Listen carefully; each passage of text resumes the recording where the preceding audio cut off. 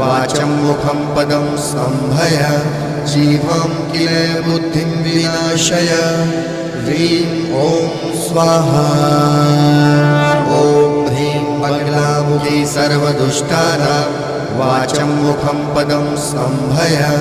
जीवं किल बुद्धिं विनाशय ह्रीं ॐ स्वाहा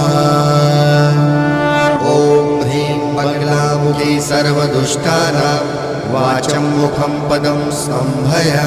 जीवं किल बुद्धिं विनाशय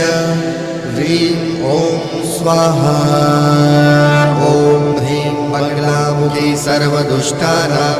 वाचं मुखं पदं सम्भय जीवं किल बुद्धिं विनाशय ह्रीं ॐ स्वाहा ॐ ह्रीं बगलामुखी सर्वदुष्टानां वाचं मुखं पदं